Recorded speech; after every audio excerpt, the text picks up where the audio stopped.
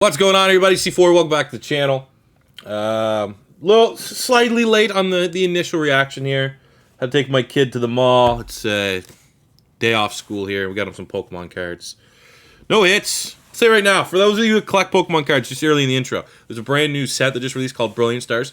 I've counted. We've got 50 packs, and we haven't got one hit.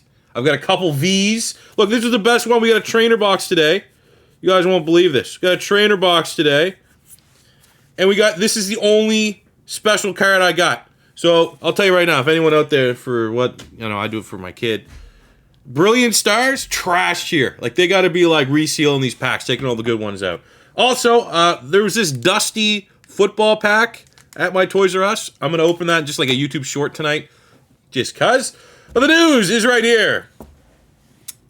Tyreek Hill. This is what I saw. I loaded my phone. I had a bunch of notifications. My buddy's a Dolphins fan, so the chat's kind of going off here. But I had a bunch of notifications on Twitter as well. Holy shit. This is Thomas Peterson. He's pretty good, actually, Eagles follow, to be honest with you. Gave it, Tyreek prediction to seek a trade. He just turned 28. And you know what? With how literally asleep at the wheel Howie Roseman's been this offseason, it was probably never going to happen. But, this would have been sick. And then, boom. The compensation came in. The Chiefs are trading 6-time Pro Bowl wide receiver Tyreek Hill to the Dolphins for a 2022 first, number 29, a second-round pick, a fourth-round pick, and a fourth and sixth rounder next year. And they gave him a contract extension, that's what everyone's doing. That's why the wide receivers are moving right now, because they want contract extensions. It comes, I would have paid that again. When I make these content, when I make videos relating to the Eagles not getting guys, there's two sides to it, right? Even if Philly showed interest, there's some of these guys probably just don't want to come to Philadelphia. A lot of reasons, like sometimes you want to go to Miami because it's cheaper, less taxes, and I get that. Sometimes, I genuinely think there are probably more than a couple agents that don't like Howie Roseman. They don't like dealing with Howie Roseman because he has a reputation in the league.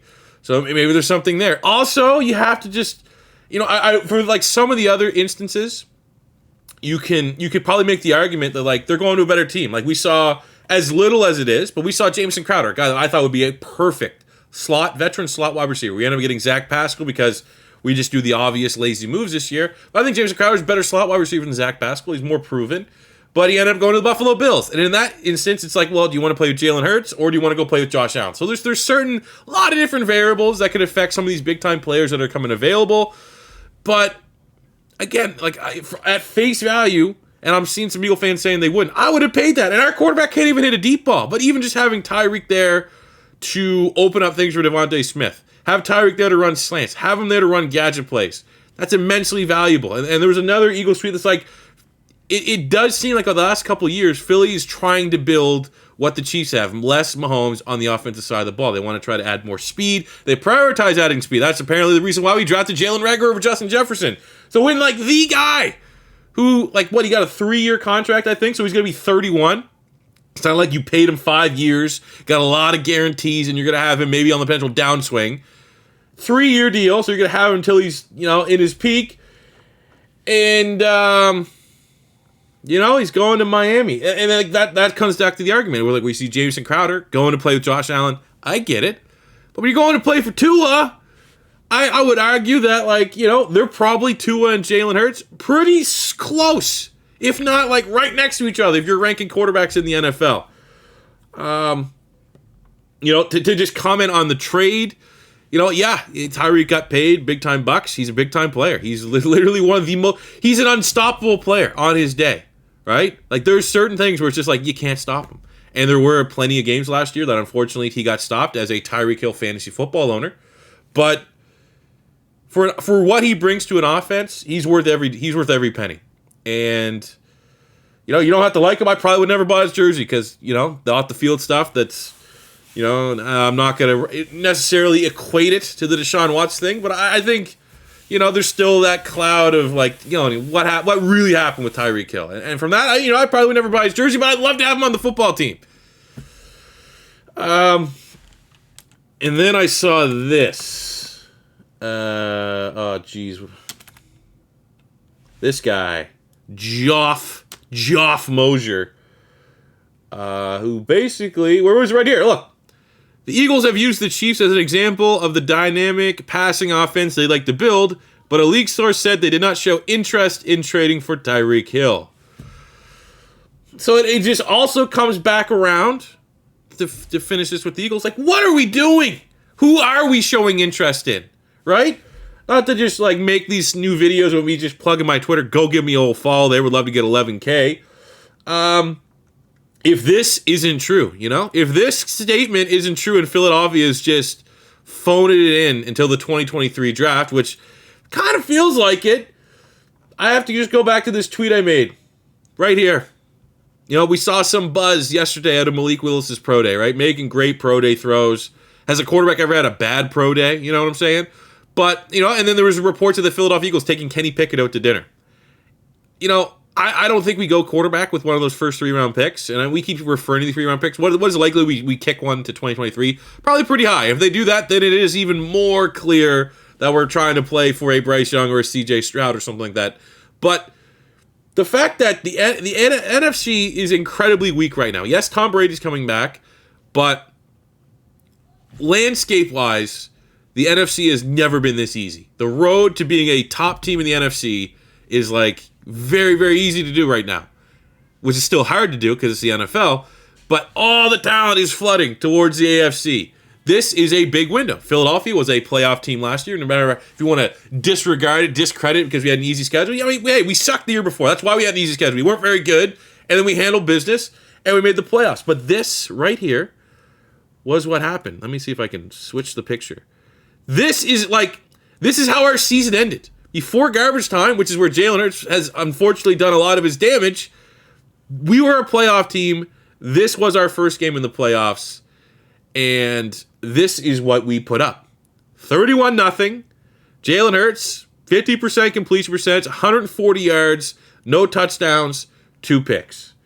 This offseason is all about how do you fix this? You're not going to be able to probably fix it in one offseason, but you need to be, especially with the landscape of the NFC, you see this, you see everyone else around you losing players, you see Dallas losing a lot of talent because they paid for Zeke Elliott, you're seeing no one else in the NFC East doing anything, you're seeing Matt Ryan's gone, the Falcons are, but Matt Ryan's gone, Russell Wilson's gone, Drew, the Saints still haven't found their quarterback. A lot of teams just didn't find their quarterbacks. They did not win the Deshaun Watson sweepstakes. A lot of teams in the South were kind of hoping on that would change the landscape of the NFC. So as it stands right now, who are the good teams in the NFC?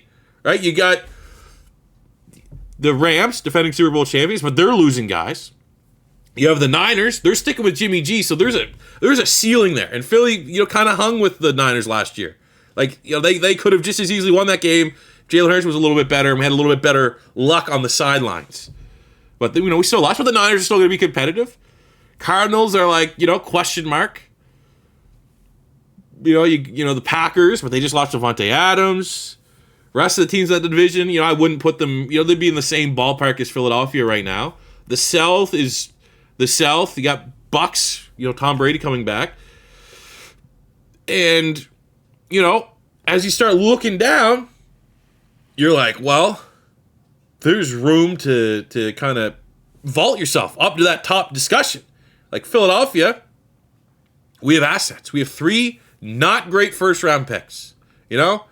We need to be moving some of these. You told me I ought to move one of those first-round picks for Tyreek Hill. Absolutely. That transforms the offense. So, it comes down to the fact that this is how our season ended, and what are we doing about it to make sure this doesn't happen again. And so far, we got Hassan Riddick, and we don't want to just be throwing shade at that. I think that was a good signing, even though he's a niche edge rusher, and I'm slightly skeptical that we can maximize his talents. You should still gamble that everyone has a blueprint on how we're going to use Hassan Riddick in his double-digit sack production. It's all right, that's a guy, right? That's a guy. That's a niche guy. What else have we done? Oh, we brought in Greg Ward back. Zach Pascal, who is one of the lowest graded PFF wide receivers last year. We cut Fletcher Cox, and then we brought him back. Nate Herbig's back. We haven't got better. That just point blank period, even with the addition of Hassan Riddick, if we play that same Bucs team again, if Philly was in this game here again, with our current roster, it's probably the same. It's most likely the same score line right there. So you roll into like, well, C4, there's still some offseason left. Like, are we getting Honey Badger? Probably not. Are we gonna get Kaiser White? Probably not.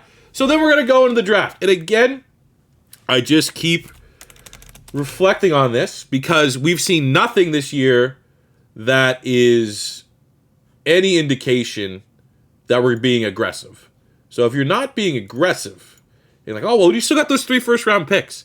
Like, again, look at the likely board of the guys that are going to be there in the first round.